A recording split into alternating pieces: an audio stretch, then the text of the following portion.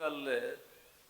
और ये भेत गुरु ने दसिया कि नाम तो बगैर भाई जो कुछ तेरे को मर्जी होवे तू दुखी रहेगा। इत्थे अरबां खरबां की जायदाद वाले बंदे दुखी ने, अरबां खरबां की जायदाद के मालक लोग दुख के कारण आत्म हत्या कर जाते हैं, सुसाइड कर जाते हैं। सुख नहीं है। एक नुकता थोड़ा जिहा ध्यान में रखियो, जिंदगी विच हर मनुख सुख लेना चाहता है। तुसी जिन्ने भी गुरु कोल आए हो, एक भी इस तरह का कोई नहीं होएगा जिहड़ा कहे जी मैं सुख नहीं मंगण आया। गुरु कोलों हर बंदा सुख मंगदा है और मंगना भी चाहिए। साध संगत जे गुरु कोल सुख नहीं मिलना फिर कित्थे मिलना? जे गुरु कोलों सुख नहीं मंगना फिर आपां होर कित्थे मंगांगे? सुख मंगना चाहिए, पर साहब ने कहा दुख फिर भी सामने आउंदे। कोई बंदा धर्म के कारज करके सेवा करके कदे दुख नहीं मंगता, सुख मंगता है, पर फिर भी हर बंदे नूं दुख का सामना करना पैंदा है। क्योंकि हजूर ने कहा सुख मंगत दुख अगे आवे। बंदा मंगता सुख है, उन्होंने फिर दुख आउंदे ने। हुण मन च सवाल पैदा होएगा, जे नाम जप के सेवा करके गुरु कोल आके भी दुख आना है, फिर गुरु कोल आउण दा की फायदा? इहदे नालों फिर साकत मनमुख बंदे चंगे ने, जिहड़े रब नूं नहीं मनदे दुख उन्हां नूं भी आउंदे ने। साध संगत गुरु ग्रंथ साहिब महाराज की बाणी ने सानू किसी भरम विच नहीं रखिया। ये वो गुरु नहीं है जिहड़ा लोकां नूं भुलेखे विच पा के कवे मेरे कोल आओ मैं तुहाडे दुख मिटा दांगा, मेरे कोल आओ तुहानूं दुख नहीं आउणगे। गुरु ग्रंथ साहिब महाराज की बाणी ने बिल्कुल स्पष्ट कीता है, किसी नूं भरम भुलेखे विच नहीं रखिया। इन्नी गल कही, भावें तू गुरु कोल आउणा, बाणी पढ़ना, सेवा करना, पर याद रखी दुख तैनूं आउणे ने। सानू मैंटली परबेयर किया है, मानसिक तौर पर तैयार किया सिख नूं कि सुख दुख दोए दर कपड़े पहरे जाए मनुख। इत्थे बाणी पढ़न वालियां नूं भी दुख आउंदे ने, पर हुण एक नुकता समझियो, जे गुरु कोल आके भी दुख आउणे ने फिर गुरु कोल आउण दा की फायदा? फिर साहिब दी बाणी ने बचन कहा दुख आउणगे जरूर, पर सज्जना तू दुख पाएगा नहीं। दुख आउण विच ते पाउण विच बहुत वड्डा अंतर है। दुख आउणा होर गल है, पर दुख पाउणा होर गल है। कई कई महीने लोग कोमां विच दुख पाउंदे ने। साध संगत आप भी दुखी ते परिवार वाले भी गंदगी पाउंदे। कई कई महीने लोग फिर अरदासां कराउंदे ने, आ बंदे दी मुक्ति हो जाए। दुख दा आउणा होर गल है, पर दुख दा पाउणा होर गल है। साहब ने कहा दुख आउणगे जरूर, पर गुरु कोल आके नाम जपी, तैनू दुख पाउणा नहीं पेगा, भाव तैनू दुख भोगना नहीं पेगा। गुरु ने लिख के दिता है, सिमरो सिमर सिमर सुख पावो, कल कलेश तन महे मिटा। महाराज जिहड़े दुख आ रहे ने जां लोग पा रहे ने दुख, हुण शब्द सुनियो श्री गुरु तेग बहादुर महाराज जी। उहदे विच साहब ने दुख आउणा नहीं कहा, क्योंकि दुख आउणा ही आउणा है। तुसीं इस गल तो भुलेखे विच ना दिओ कि गुरु कोल जाना, बाणी पढ़नी, सेवा करनी, दुख नहीं आउंदे। दुख जरूर आउणगे, पर साहब ने कहा दुख पाउणा सब तो वड्डी गल है। गुरु दे सिक्खा दुख पता दुनिया क्यों पाउंदी है? क्योंकि सुख देण वाला रब भुल गया। जिन्हां नूं नाम भुल जाए वो कल्ला दुख आउंदा नहीं, दुख पाउंदे भी ने नाल। हजूर ने लिख के दिता, हर के नाम बिना दुख पावे। आवे नहीं कहा, क्योंकि दुख तो आना ही आना है। इस गलों भुलेखे च रखिया ही नहीं सानू, इस गलों भरम दिता ही नहीं सिख नूं। जिन्हें जन्म लिया भाई उन्होंने दुख भोग आना संसार में, शरीर ते भी आउंदा है, परिवार विच भी आउंदा है। सतगुरु साहिबाना ने शरीर विच रह के 10 जामियां में प्रैक्टिकल जीवन दिता है। भाई दुख आउंदे ने जिंदगी च, पर तैनू दुख पाउणा नहीं पेगा, तू भोगेगा नहीं। वो दुख आउणगे जरूर, तैनू तत्ती हवा नहीं लगेगी, पर दुख पाउंदे कौन ने? जिन्हां नूं गुरु भुल जांदा है, जिन्हां नूं रब भुल गया। आ बचन पढ़ो, हजूर कहंदे हर के नाम बिना दुख पावे। पढ़ो हर के नाम बिना। एक इन्हें गल दसी, भगत बिना सहसा न चूके, गुर एह भेद बतावे। ये भेद की गल गुरु ने दसी है। वो भगती तो बगैर तेरे संक शंके सहसे मिटने नहीं। ते भलिया ये भेद की गल है। दुख तू रब का नाम भुला के पा रहे हैं। तैनू दुख किसी ने नहीं दिता, तू खुद पा रहे। क्यों? तैनू नाम भुल गया। तू दुख तां भोग रहे हैं। महाराज जी नाम चेते आ जाए। फिर साहब ने कहा दुख आउणगे जरूर, पर तू पाएगा नहीं। दुख आउणगे जरूर, तैनू तत्ती हवा नहीं लगेगी। किते लिख के दिता है, ये भी हुण बाणी विचों सुनियो। हजूर कहंदे ने जा को मुश्किल अत बने। दुख आ गया, जा को मुश्किल अत बने।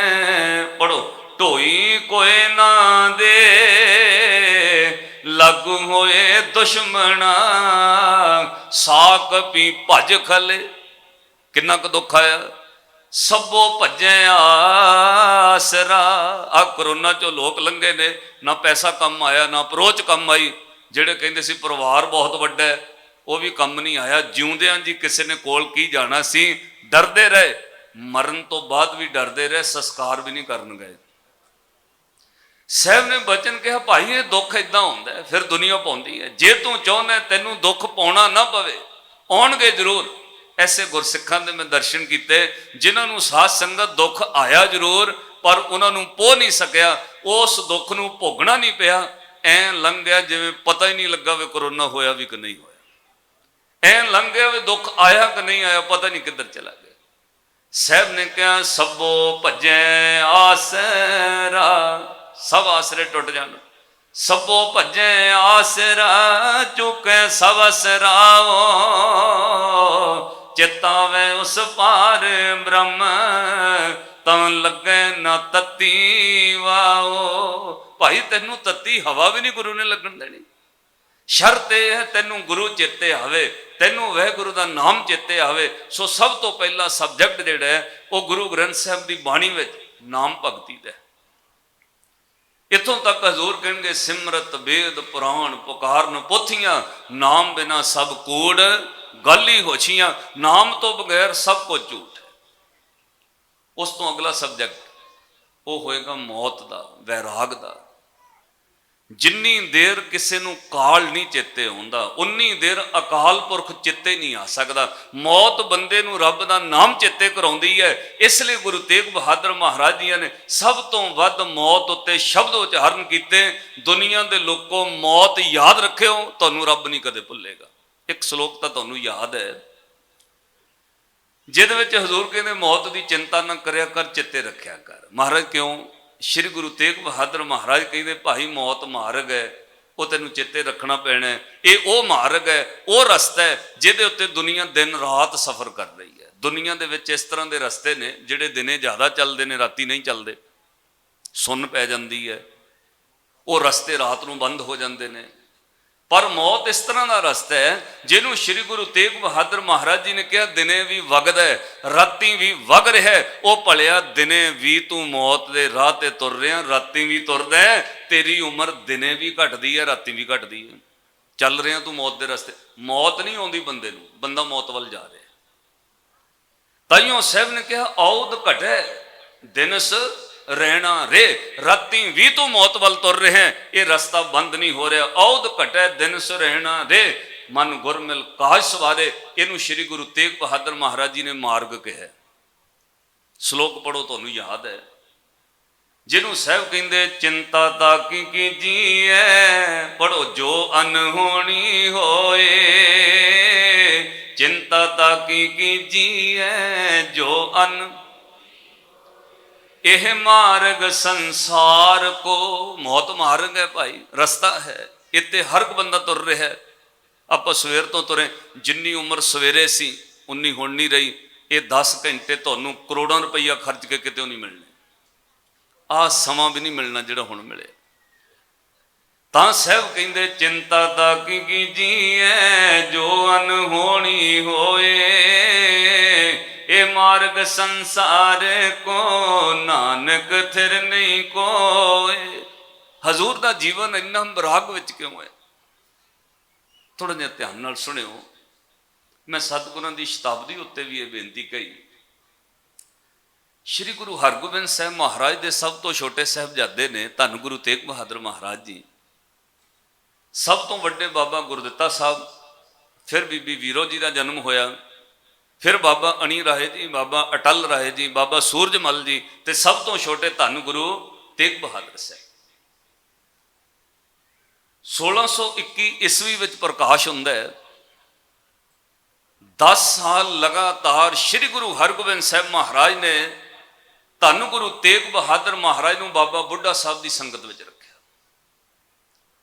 क्योंकि 1631 ईस्वी तक बाबा बुढ़ा साहब हयाती में शरीर में रहे। श्री गुरु हरगोबिंद साहब महाराज ने बचन कहे, बाबा बुढ़ा साहब मेरे इस तेग बहादुर को तुसी विद्या सिखानी है। 10 साल धन गुरु तेग बहादुर महाराज बाबा बुढ़ा साहब की संगत में रहे, क्योंकि वो बाबा बुढ़ा साहब को वो शिक्षा है जिहड़ी 12 साल की उम्र में गुरु नानक साहब कह दिंदे ने, बूढ़िया तू बूढ़ा नहीं तू बुढ़ा है। किहड़ा ज्ञान है बाबा बुढ़ा साहब को? सिर्फ मौत के ज्ञान ने, काल के ज्ञान ने अकाल पुरख नाल सुरत जोड़ दी। और श्री गुरु नानक साहब महाराज ने 12 साल की उम्र में क्या गल्लां बुढ़िया वालियां करदे, वो तू बुढ़िया वर्गा सियाणे। अज श्री गुरु हरगोबिंद साहब महाराज ने उस शिक्षा में गुरु तेग बहादुर महाराज को पाया। 10 साल बाबा बुढ़ा साहब की संगत में पढ़े। फिर श्री गुरु हरगोबिंद साहब महाराज ने एक बड़ी वड्डी कृपा की। तुसीं जो अपने बच्चे को बनाना चाहते हो, तुहानूं उस जगह उत्ते लैके जाना पेगा, उहो जी संगत में लैके जाना पेगा, उस तरह के माहौल में रखना पेगा। बहुत लोग ने जिहड़े अपने बच्चों को वैल एजुकेटेड बनाने वास्ते इलाका बदल लेंदे ने, स्टेटस चेंज करते हैं। क्यों? इस इलाके विचों पढ़ाई का असर नहीं हो सकता। पिंडां नूं छड्ड के वड्डे शहरां च आ जाते हैं, छोटे शहरों तो वड्डे शहरां चले जाते हैं। मकसद की है? साडे बच्चे उस संगत में रहन, उस तरह के बनणगे। श्री गुरु हरगोबिंद साहब महाराज जी ने कृपा बख्शिश की। बचपन तो धन श्री गुरु तेग बहादुर महाराज जी को उस वैराग के दायरे में रखे। जिहड़ी बाणी अज धन गुरु तेग बहादुर महाराज साहब की तुसीं सुणदे हो। साध संगत 8 साल की उम्र है गुरु तेग बहादुर महाराज की, ते श्री गुरु हरगोबिंद साहब महाराज बाबा श्री चंद साहब के अकाल चलाने ते नाल लैके जाते हैं बाठ की धरती ते। नहीं तो कौन बंदा दुनियावी तौर पर आप कहना बच्चों को मरग ते ना लैके जाओ, किते रिश्तेदारी में मरग हो जाए, छोटे बच्चे नहीं लैके जा, आप लैके नहीं जाते। पर श्री गुरु हरगोबिंद साहब महाराज 8 साल की उम्र में नाल लैके गए। बाबा श्री चंद साहब के अकाल चलाने ते सब कुछ अखी वेखे। 8 साल की उम्र में ऐसा प्रभाव पाया। इन्ने वड्डे तपस्वी संसार तो जाते हैं, किवें लोक ते परलोक में अदब हुंदा है। 6वें पातशाह ने जो कुछ उस धरती ते वरताया, वो 8 साल की उम्र में प्रभाव पाया गुरु तेग बहादुर महाराज। उस तो बाद 2 साल होर लंघे। 1629 ईस्वी बाबा श्री चंद शरीफ छड्डदे ने। 1631 में धन गुरु हरगोबिंद साहब महाराज गुरु तेग बहादुर महाराज को 10 साल की उम्र में पता कित्थे लग गए, जिथे बाबा बुढ़ा साहब ने शरीर छड्डिया। एक रात पहला पहुंच गए। सब गुरसिखां नूं गुरु हरगोबिंद साहब महाराज कहते हैं, अज दी रात कोई ना सोयो, बाबा बुढ़ा गुरु नानक दे घर दी टकसाल है। ओए बाबे बुढ़े दे चरणों में बह के सिखो सिक्खी किवें कमाई दी है। सारी रात सिख बेनती करते रहे, पैर घुटते रहे, सेवा करते रहे, हथ जोड़ कहते रहे, बाबा बुढ़ा साहब गुरु नानक की सिक्खी किवें कमाई दी है, सानू दस दे। उस रात में 10 साल की उम्र सारी रात जागते बैठे ने कोल गुरु तेग बहादुर महाराज। 10 साल की उम्र में बड़ा गहरा प्रभाव कबूलिया बाबा बुढ़ा साहब का। इत्थे बस नहीं, उस तो बाद साध संगत 7 साल हो गुजरे। जदों उम्र तकरीबन 17 साल की हुई, इधर जवानी में पैर रख रहे ने, उधर गुरु नानक साहब महाराज के घर दे प्यारे अनंत सिख, जिन्होंने बाणी के वेद व्यास कहने, श्री अकाल तख्त साहब के पहले जथेदार मनते हैं, जिन्होंने सतगुरां बड़ा बड़ा मान दिता है। श्री गुरु अर्जन देव महाराज ने आदि श्री गुरु ग्रंथ साहब की बाणी लिखवाई। ਭਾਈ ਗੁਰਦਾਸ ਸਾਹਿਬ ਦਾ ਸਰੀਰ ਛੱਡਣ ਦਾ ਸਮਾਂ ਆਇਆ, ਇਤਿਹਾਸ ਕਹਿੰਦਾ ਉਦੋਂ ਵੀ ਗੁਰੂ ਤੇਗ ਬਹਾਦਰ ਮਹਾਰਾਜ ਨਾਲ ਗਏ। ਇੰਨੇ ਪ੍ਰਭਾਵ ਤੋਂ ਬਾਅਦ ਜਿਸ ਦਿਨ ਫਿਰ ਸਾਧ ਸੰਗਤ ਸੇਵਾ ਤੇ ਸਿਮਰਨ ਵਿੱਚੋਂ ਧੰਨ ਗੁਰੂ ਤੇਗ ਬਹਾਦਰ ਮਹਾਰਾਜ ਦੇ ਅੰਦਰੋਂ ਧੁਰ ਕੀ ਬਾਣੀ ਪ੍ਰਗਟ ਹੁੰਦੀ ਹੈ, ਜਿੱਦਣ ਗੁਰੂ ਦੀ ਜੋਤ ਵਸਦੀ ਹੈ, ਉਦਣ ਸ੍ਰੀ ਗੁਰੂ ਤੇਗ ਬਹਾਦਰ ਮਹਾਰਾਜ ਫਿਰ ਵੈਰਾਗ ਦੇ 57 ਸ਼ਲੋਕ ਉਚਾਰਨ ਕਰਦੇ ਨੇ। ਵੈਰਾਗ ਦੇ ਉਹ ਸ਼ਬਦ, ਕੱਲਾ ਰੋਗ ਨਹੀਂ ਦੱਸਿਆ ਗੁਰੂ ਨੇ, ਦਵਾਈ ਵੀ ਦੱਸੀ ਹੈ। ਵੈਦ ਹੀ ਉਹ ਹੈ ਜਿਹੜਾ ਰੋਗ ਤੇ ਦਾਰੂ ਦੋਵਾਂ ਦੀ ਪਛਾਣ ਕਰੇ। ਸ਼੍ਰੀ ਗੁਰੂ ਤੇਗ ਬਹਾਦਰ ਮਹਾਰਾਜ ਨੇ ਰੋਗ ਦੱਸਿਆ, ਦੁੱਖ ਕਿਉਂ ਹੈ, ਹਰ ਕੇ ਨਾਮ ਬਿਨਾ ਦੁੱਖ ਪਾਵੇ। ਤੇ ਮਹਾਰਾਜ ਸੁੱਖ ਕਿਵੇਂ ਆਏਗਾ, ਹੁਣ ਇਲਾਜ ਵੀ ਦੱਸਦੇ ਨੇ, ਉਹ ਵੀ ਜ਼ਰੂਰ ਲੈ ਕੇ ਜਾਇਓ। ਸ਼੍ਰੀ ਗੁਰੂ ਤੇਗ ਬਹਾਦਰ ਮਹਾਰਾਜ ਫਿਰ ਅਗਲਾ ਇੱਕ ਵਚਨ ਕਹਿਣਗੇ, ਉਹਦੇ ਵਿੱਚ ਸਾਹਿਬ ਕਹਿੰਦੇ, ਸੁੱਖ ਨਾਹੀ ਰੇ, ਤੂੰ ਮੰਗਣ ਆਇਆ ਸੁੱਖ, ਪਰ ਹੈ ਨਹੀਂ ਤੇਰੇ ਜੀਵਨ ਵਿੱਚ। ਪਤਾ ਕਿਉਂ ਨਹੀਂ, ਜੋ ਗੁਰੂ ਨੇ ਕਿਹਾ ਤੂੰ ਉਹ ਕਰ ਨਹੀਂ ਰਿਹਾ, ਜਿਹੜੀ ਦਵਾਈ ਗੁਰੂ ਨੇ ਦਿੱਤੀ ਤੂੰ ਖਾਂਦਾ ਹੀ ਨਹੀਂ। ਸੱਜਣਾ ਫਿਰ ਤੈਨੂੰ ਸੁੱਖ ਕਿਵੇਂ ਆਵੇ, ਦੁੱਖ ਕਿਵੇਂ ਮਿਟੇ? ਸੰਗਤ ਵਿੱਚ ਬਹਿ ਕੇ ਇੱਕ ਖੇਨੀ ਭਾਵੇਂ ਜਪ ਲਿਆ ਕਰ, ਸਤਨਾਮ ਸ੍ਰੀ ਵਾਹਿਗੁਰੂ, ਤੇਰੇ ਦੁੱਖ ਮਿਟ ਜਾਣਗੇ। ਸੰਗਤ ਵਿੱਚ ਬਹਿ ਕੇ, ਕੱਲਿਆਂ ਵੀ ਘਰ ਜਪਣਾ, ਅਭਿਆਸ ਵੀ ਕਰਨਾ, ਪਰ ਨਾਲ ਕਿਹਾ ਸੰਗਤ ਵਿੱਚ ਬਹਿ ਕੇ ਜਪੀ, ਇਹਦਾ ਤੈਨੂੰ ਲਾਭ ਹੋਣਾ। ਇੱਕ ਖਿੰਨ ਵੀ ਤੇਰੀ ਸੁਰਤ ਸੰਗਤ ਵਿੱਚ ਜੁੜ ਗਈ। ਸ਼੍ਰੀ ਗੁਰੂ ਤੇਗ ਬਹਾਦਰ ਮਹਾਰਾਜ ਕਹਿੰਦੇ, ਉਹ ਤੈਨੂੰ ਸੁੱਖ ਮਿਲ ਜਾਣਗੇ। ਜਿਹੜਾ ਸੁੱਖ ਮੰਗਣ ਆਇਆ ਉਹ ਸੰਗਤ ਵਿੱਚ ਬਹਿ ਕੇ ਨਾਮ ਜਪ ਕੇ ਮਿਲਣਾ। ਆ ਪੜੋ ਪੰਕਤੀ, ਸੁਖ ਨਾਹੀ ਰੇ ਹਰ ਭਗਤ ਬਿਨਾ, ਜੀਤ ਜਨਮੇ ਰਤਨ ਮੋਲਕ, ਸਾਧ ਸੰਗਤ ਜਪ ਇੱਕ ਖਿਨਾ। ਇੱਕ ਖਿਨ ਜਿੰਨਾ ਸਮਾਂ ਵੀ ਜਪ ਲਾ ਵਾਹਿਗੁਰੂ ਵਾਹਿਗੁਰੂ, ਤੇਰੇ ਦੁੱਖ ਮਿਟਣਗੇ, ਸੁੱਖ ਆ ਜਾਣਗੇ।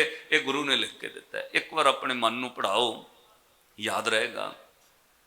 ਕਿਉਂਕਿ ਮਨ ਸੁੱਖ ਚਾਹੁੰਦਾ ਹੈ, ਮਨ ਖੁਸ਼ੀਆਂ ਚਾਹੁੰਦਾ ਹੈ, ਇਹ ਕਦੇ ਉਦਾਸ ਨਹੀਂ ਹੋਣਾ ਚਾਹੁੰਦਾ, ਇਹ ਕਦੇ ਦੁੱਖ ਨਹੀਂ ਭੋਗਣਾ ਚਾਹੁੰਦਾ। ਕਿਹਦਾ ਮਨ ਹੈ ਜੀ ਜਿਹਦਾ ਮਨ ਕਰਦਾ ਹੋਵੇ ਮੈਂ ਦੁੱਖ ਭੋਗਾਂ? ਕਿਸੇ ਦਾ ਵੀ ਨਹੀਂ ਕਰਦਾ।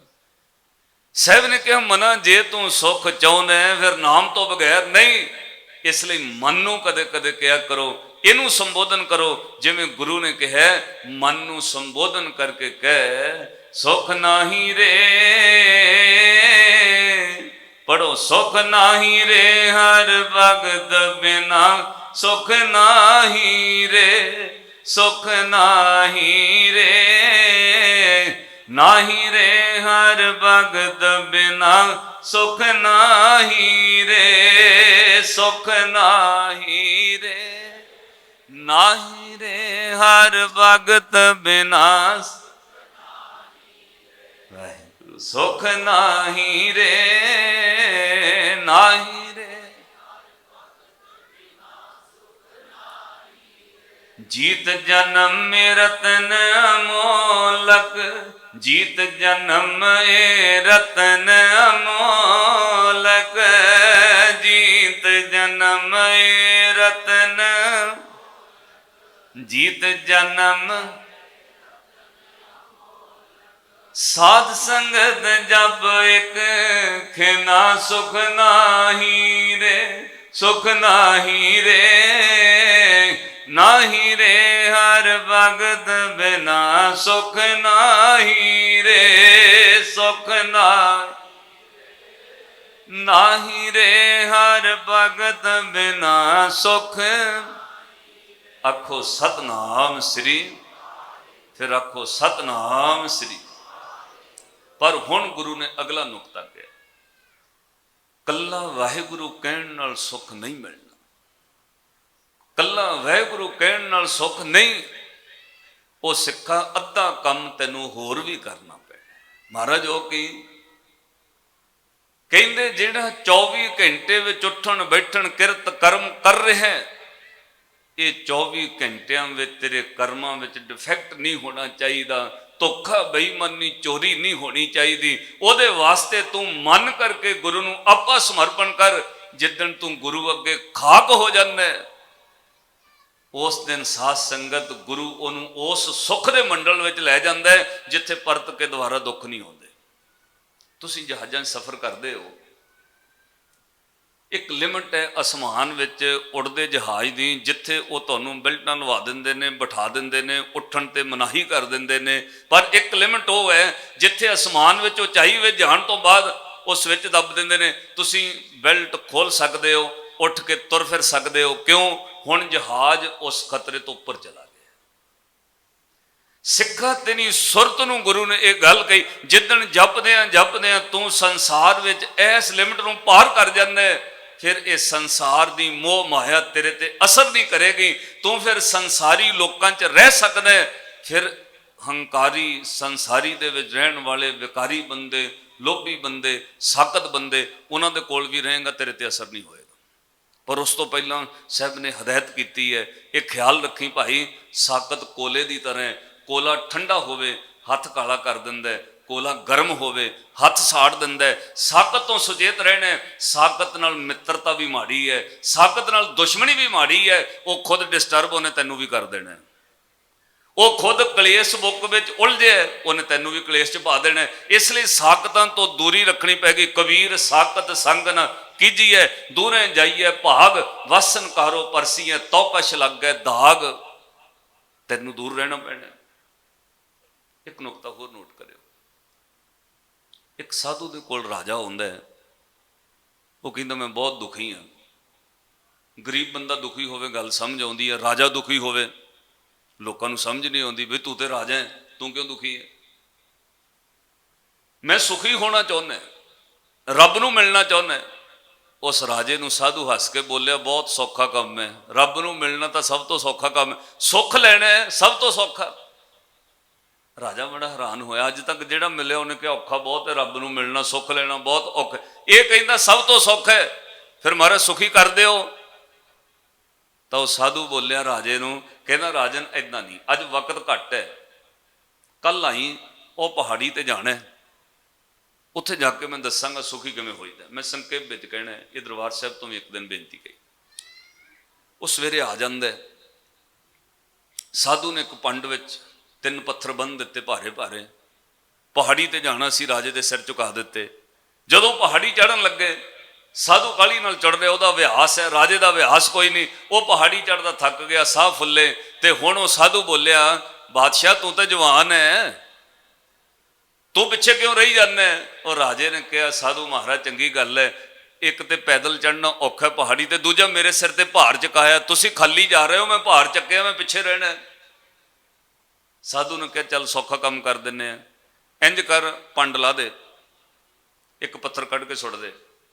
ਉਹ ਪੱਥਰ ਕੱਢ ਦਿੱਤਾ, 2 ਚੁਕਾ ਕੇ, ਹੁਣ ਹਲਕਾ ਹੋ ਗਿਆ, ਹੁਣ ਚੱਲ ਪਿਆ। ਉਹਨੂੰ ਫਿਰ ਪਿੱਛੇ ਰਵੇ, ਫਿਰ ਭਾਰ ਲੱਗੇ, ਭਾਰ ਤੇ ਭਾਰ ਹੀ ਹੁੰਦਾ ਹੈ।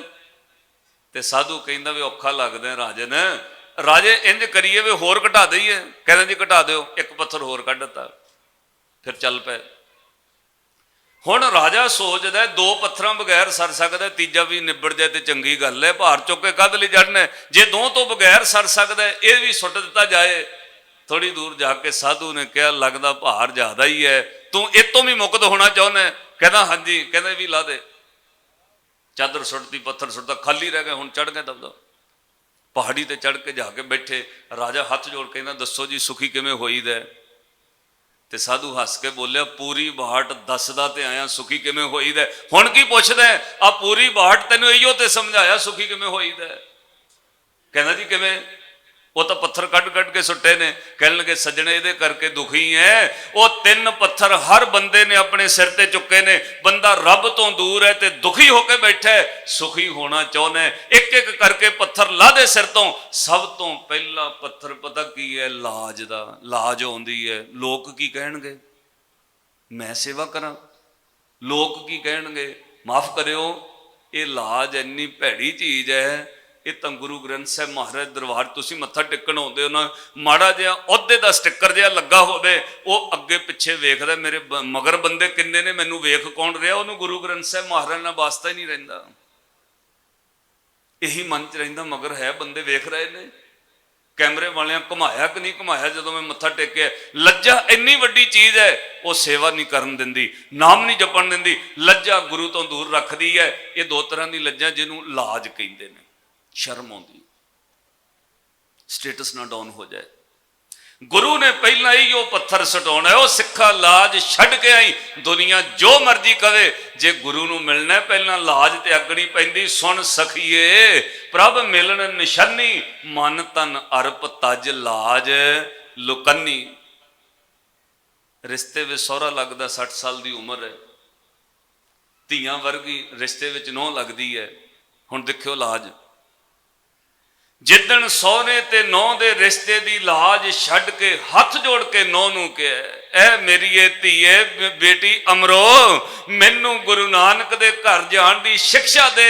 जिदन नौह कोलों हथ जोड़ के गुरु दा राह पुछया, उदन साध संगत लज्जा त्याग दिती। बाबा अमरदास गुरु अंगद साहब कोल आ गए। नौहां कोलों कौन शिक्षा लैंदा? आपां तां नुक्स ही कढ सकदे, नौहां च शिक्षा लैंदा कोई? जिदन लज्जा त्यागी, फिर 12 साल टोकरी ढोई। दुनिया कहती रही कुड़मां दे घर टोकरी ढोंदा है, वह लाज त्याग दिती। जिदन कुड़मां दे घर झाड़ू फेरदे रहे, हथ जोड़ के कहा, मैं कुड़मां दे घर झाड़ू नहीं दिंदा, मैं गुरु नानक दे घर में झाड़ू दिंदा। मैं कुड़म नूं मत्था नहीं टेकदा, मैं गुरु नानक साहब नूं मत्था टेकदा। जिदन लाज छड्ड दित्ती, उदन धन गुरु अमरदास महाराज नक्को नक भर गए। ते 12 सालां बाद जिदन डिगे ना, हुण कोई चीज़ डिग जाए तो डुलदी है ना, जिदन 12 सालों बाद डिग पे, उदन श्री गुरु अमरदास महाराज हो गए। उन्होंने विचों फिर डुलिया पता कि आनंद साहब दियां 40 पौड़ियां, गुरु नानक साहब महाराज के घर की तुरकी बाणी, श्री गुरु अमरदास महाराज की वो बाणी जिहड़ी अज आपां पढ़दे। साध संगत लज्जा का पत्थर त्यागना पैंदा। दो मैं किते फिर व्याख्या करांगा, संक्षेप च कहदा। पहला पत्थर लाज का, तो दूजा पत्थर पता किहड़ा? चिंता। आ ना चला जाए, ओ ना हो जाए। साहब ने कहा भी सिर तो सिट दे, तू गुरु दा हो गया। नानक चिंता मत करो, चिंता तेसी है जल में जन तो पाइन, तिना भी रोजी दे। तीजा पत्थर हंकार दा, होमे दा पत्थर ना लैके आई। तू ज्ञानी होवे, तू ध्यानी होवे, तू इशनानी होवे, पर हंकार गुरु नूं नहीं पाउंदा। वड्डे वड्डे बिकारियां नूं गुरु बख्श दिंदा है, पर याद रखियो हंकारी गुरु नूं चंगा नहीं लगता। हर जियो हंकार ना भावे, वेद कूक सुनावे।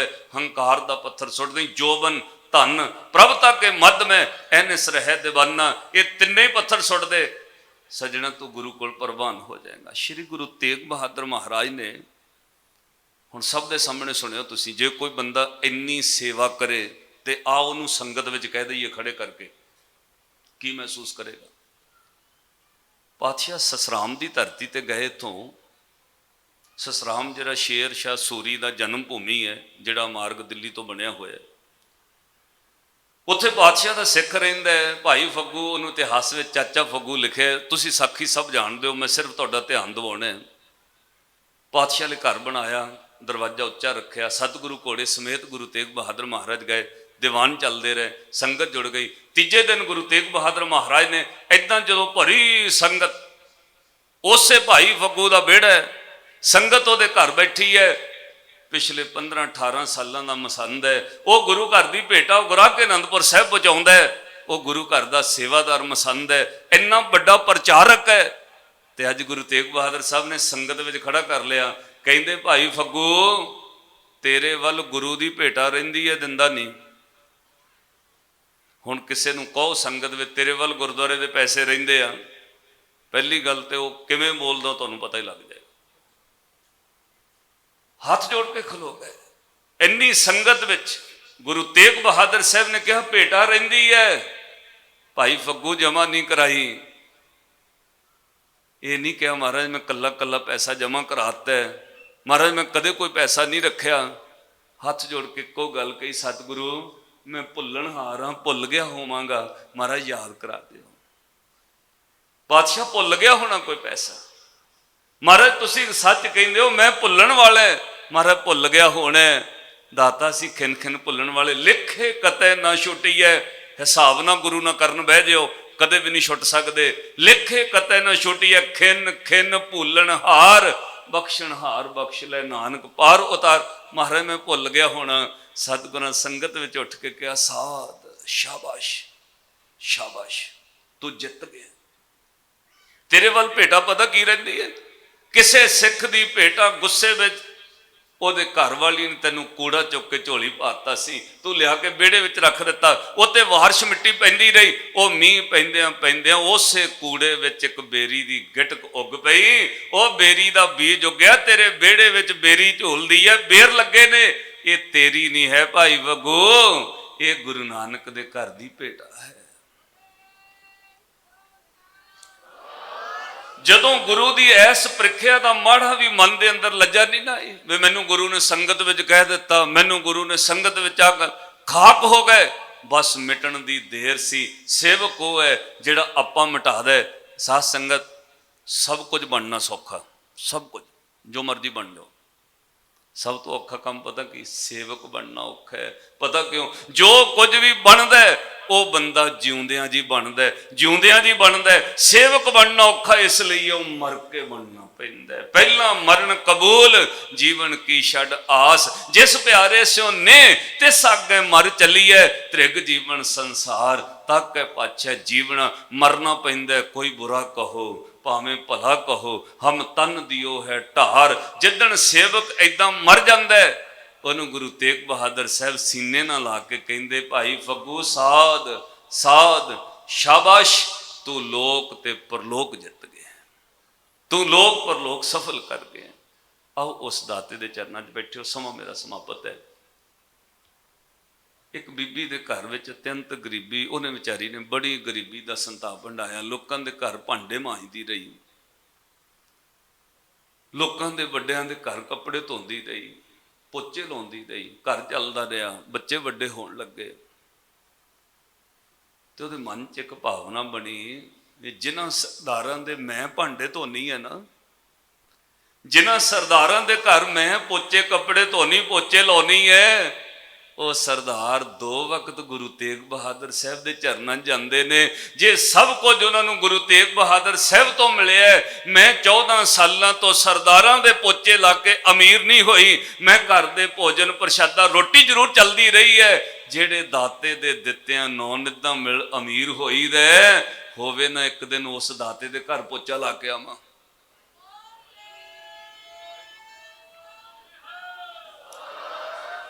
ਸੱਚ ਜਾਣਿਓ, ਉਹ ਮਾਈ ਆ ਗਈ, ਰੋਜ਼ ਪੋਚਾ ਲਾਉਂਦੀ ਰਹੀ ਹੁਣ ਗੁਰੂ ਦੇ ਦਰ ਤੇ। ਸਰਦਾਰਾਂ ਦੇ ਰੋਟੀ ਭੋਜਨ ਲਈ, ਇੱਧਰ ਗੁਰੂ ਤੇਗ ਬਹਾਦਰ ਸਾਹਿਬ ਦੇ ਘਰ ਵੀ ਉਹਨੇ ਪੋਚੇ ਲਾਉਣੇ, ਸੇਵਾ ਕਰਨੀ। ਸਾਧ ਸੰਗਤ, ਮੇਰਾ ਦਾਤਾ ਫਿਰ ਇੰਨਾ ਬੇਅੰਤ ਹੈ, ਐਸੇ ਖਜ਼ਾਨੇ ਖੋਲੇ। ਉਹਦਾ ਬੱਚਾ ਜਦੋਂ 10ਵੀਂ ਪੜ੍ਹ ਕੇ ਹਟਿਆ ਨਾ, ਇੱਕ ਦਿਨ ਮਾਂ ਨਾਲ ਇੱਥੇ ਆਇਆ ਜਿੱਥੇ ਮਾਂ ਪੋਚੇ ਲਾਉਂਦੀ ਹੈ। ਸਾਧ ਸੰਗਤ, ਕੋਈ ਸੱਜਣ ਮਿਲ ਗਿਆ, ਉਹਨੇ ਕਿਹਾ ਕਾਕਾ ਕੀ ਕਰਦਾ ਹੁੰਦਾ? ਉਹਨੇ ਕਿਹਾ ਕੋਈ ਨਹੀਂ, 10 ਪੜ੍ਹ ਕੇ ਹਟਿਆ, ਕੰਮ ਸਿੱਖ ਰਿਹਾ। ਕਾਹਦਾ? ਗੱਡੀਆਂ ਦਾ ਕੰਮ ਸਿੱਖ ਰਿਹਾ। ਉਹਨੇ ਕਿਹਾ ਬੇਟਾ ਸਾਡੇ ਨਾ ਉੱਥੇ ਟਰੱਕ ਚੱਲਦੇ ਨੇ ਦੁਬਈ ਵਿੱਚ, ਰੈਸਲ ਖੇਮੇ, ਜੇ ਤੈਨੂੰ ਲੈ ਜਾਈਏ। ਦੇਖੋ ਨਾ ਕੋਈ ਜਾਣ ਪਛਾਣ, ਨਾ ਕੋਈ ਰਿਸ਼ਤੇਦਾਰੀ, ਹੁਣ ਗੁਰੂ ਨਹੀਂ ਕਰਾ ਰਿਹਾ ਤੇ ਹੋਰ ਕੌਣ ਕਰਾਉਂਦਾ? ਸਾਧ ਸੰਗਤ, ਉਹ ਲੜਕੇ ਨੇ ਕਿਹਾ ਜੀ ਮੇਰਾ ਤਾਂ ਪਾਸਪੋਰਟ ਹੀ ਨਹੀਂ ਹੈ। ਉਹਨੇ ਕਿਹਾ ਕੋਈ ਨਹੀਂ, ਪਾਸਪੋਰਟ ਵੀ ਬਣਾ ਲਾਂਗੇ। ਐਸੀ ਗੁਰੂ ਦੀ ਨਜ਼ਰ ਕਿਰਪਾ ਹੋਈ, ਉਹ ਸਰਦਾਰ ਨੇ ਪਾਸਪੋਰਟ ਵੀ ਬਣਾ ਕੇ ਦਿੱਤਾ, ਦੁਬਈ ਵੀ ਲੈ ਗਿਆ। 7 ਸਾਲ ਦੁਬਈ ਲਾਏ, ਉੱਥੋਂ ਗੁਰੂ ਦੀ ਨਜ਼ਰ ਕਿਰਪਾ ਹੋਈ। ਐਸਾ ਸੱਜਣ, ਉਹ ਲੜਕਾ ਸਾਧ ਸੰਗਤ ਕਿਸੇ ਦੇ ਥਰੂ ਅਮਰੀਕਾ ਚਲਾ ਗਿਆ। ਅੱਜ ਲੋਕਾਂ ਦੇ ਘਰ ਪੋਚੇ ਲਾਉਣ ਵਾਲੀ ਮਾਈ ਵੀ ਅਮਰੀਕਾ ਬੈਠੀ ਹੈ। ਇਹ ਗੱਲ ਸੱਚ ਹੈ ਸਿੱਖੋ, ਗੁਰੂ ਦੇ ਦਰ ਉੱਤੇ ਕਿਤੇ ਅੰਦਰੋਂ ਮਨ ਝੁਕ ਜਾਏ। ਆਓ ਉਸ ਦਾਤੇ ਨੂੰ ਕਹੀਏ, ਉਹ ਅੱਜ ਵੀ ਪਰਿਵਾਰ ਗਾਉਂਦਾ, ਤੇਗ ਬਹਾਦਰ ਸਿਮਰਿਆ ਘਰ ਨੌ ਨਿਧ ਆਵੇ। ਆਪਾਂ ਵੀ ਗਾਈਏ, ਸਾਡਾ ਤਾਂ ਗੁਰੂ ਹੈ, ਸਤਿਗੁਰ ਦਾ ਪੁਰਬ ਮਨਾ ਰਹੇ ਹਾਂ। ਜੋ ਗੁਰੂ ਦੇ ਚਰਨਾਂ ਵਿੱਚੋਂ ਚਿੱਤ ਜੋੜ ਕੇ ਮੰਗੀਓ ਜ਼ਰੂਰ ਮਿਲਦਾ। ਲਿਖ ਕੇ ਦਿੱਤਾ, ਜੋ ਮੰਗੈ ਠਾਕੁਰ ਆਪਣੇ ਤੇ ਸੋਈ ਸੋਈ ਦੇਵੈ, ਨਾਨਕ ਦਾਸ ਮੁਖ ਤੇ ਜੋ ਬੋਲੇ ਇਹਾਂ ਉਹਾਂ ਸੱਚ ਹੋਵੇ। ਗੱਜ ਕੇ ਪਿਆਰ ਨਾਲ ਕਹੋ, ਘਰ ਨੌ ਨਿਧ ਆਵੇ ਤਾਏ, ਤੇਗ ਬਹਾਦਰ ਸਿਮਰਿਐ, ਤੇਗ ਬਹਾਦਰ ਸਿਮਰਿਐ, ਘਰ ਨੌ ਨਿਧ, ਤੇਗ ਬਹਾਦਰ ਸਿਮਰਿਐ, ਤੇਗ ਸਭ ਥਾਈ ਹੋਏ ਸਹਾਏ, ਬਹਾਦਰ ਸਿਮਰਿਐ, ਤੇਗ ਬਹਾਦਰ ਸਿਮਰਿਐ, ਸਭ ਥਾਈ ਤੇਗ ਤੇਗ ਬਹਾਦਰ। ਇੱਕ ਵਾਰ ਗੱਜ ਕੇ ਕਿਉ, ਧੰਨ ਗੁਰੂ ਤੇਗ ਬਹਾਦਰ ਸਾਹਿਬ, ਧੰਨ ਗੁਰੂ ਤੇਗ ਬਹਾਦਰ ਸਾਹਿਬ, ਧੰਨ ਗੁਰੂ ਸਿਮਰੋ, ਧੰਨ ਗੁਰੂ ਘਰ ਨੌ ਨਿਦ ਆਵੇ ਤਾਏ, ਤੇਗ ਬਹਾਦਰ ਸਿਮਰਿਐ, ਤੇਗ ਬਹਾਦਰ ਸਿਮਰਿਐ, ਘਰ ਨੌ ਨਿਦ ਆਵੇ ਤੇਗ ਤੇਗ ਬਹਾਦਰ ਸਿਮਰਿਐ। ਸਤਿਗੁਰੂ ਕਿਰਪਾ ਬਖਸ਼ਿਸ਼ ਕਰਨ, ਆਪਾਂ ਸਾਰਿਆਂ ਉੱਤੇ ਨਜ਼ਰ ਹੋਵੇ, ਇਹ ਪੁਰਬ ਮਨਾਏ ਸਫਲ ਹੋਣ, ਸਤਿਗੁਰੂ ਆਪਣੀ ਸੇਵਾ ਔਰ ਸਿਮਰਨ ਵਿੱਚ ਜੋੜਨ। ਸਮੁੱਚੇ ਪ੍ਰਬੰਧ ਦਾ, ਮੈਨੇਜਰ ਸਾਹਿਬ ਦਾ, ਹੈਡ ਗ੍ਰੰਥੀ ਸਿੰਘ ਸਾਹਿਬਾਨਾਂ ਦਾ ਧੰਨਵਾਦ, ਆਪ ਸੰਗਤਾਂ ਦਾ ਧੰਨਵਾਦ। ਇਹ ਉਹ ਦਰ ਹੈ ਜਿੱਥੇ ਭਿਖਾਰੀ ਆਉਂਦੇ ਨੇ, ਰਾਜੇ ਬਣ ਕੇ ਜਾਂਦੇ ਨੇ, ਅੱਜ ਤੱਕ ਰਾਜ ਭੋਗਦੇ ਨੇ ਮੇਰੇ ਗੁਰੂ ਦਾ ਦਿੱਤਾ ਹੋਇਆ। ਇਤਿਹਾਸ ਪੜ੍ਹ ਕੇ ਵੇਖ ਲਿਓ, ਸਦੀਆਂ ਲੰਘ ਜਾਂਦੀਆਂ ਨੇ, ਗੁਰੂ ਦੇ ਦਿੱਤੇ ਰਾਜ ਭੋਗਦੇ। ਸਤਿਗੁਰੂ ਕਿਰਪਾ ਨਜ਼ਰ ਕਰਨ। ਤੁਸੀਂ ਇੱਕ ਅਸੀਸ ਜ਼ਰੂਰ ਦਿਓ, ਮੈਂ ਤੁਹਾਡੇ ਕੋਲੋਂ ਮੰਗਣਾ, ਜੋ ਸਤਿਗੁਰੂ ਰਸਨਾ ਤੋਂ ਖਵਾਉਂਦੇ ਨੇ, ਅਸੀਂ ਆਪਣੇ ਜੀਵਨ ਵਿੱਚ ਵੀ ਕਮਾ ਸਕੀਏ। ਆਪ ਸੰਗਤ ਦੀ ਚਰਨ ਧੂੜ ਨਾਲ ਸਾਡਾ ਵੀ ਜੀਵਨ ਜਨਮ ਸਫਲ ਹੋ ਸਕੇ, ਇਹ ਜ਼ਰੂਰ ਅਸੀਸ ਦਿਓ। ਕੋਟਾਂ ਨੂੰ ਕੋਟ ਸ਼ੁਕਰ ਗੁਰੂ ਗ੍ਰੰਥ ਸਾਹਿਬ ਮਹਾਰਾਜ ਜੀਆਂ ਦਾ।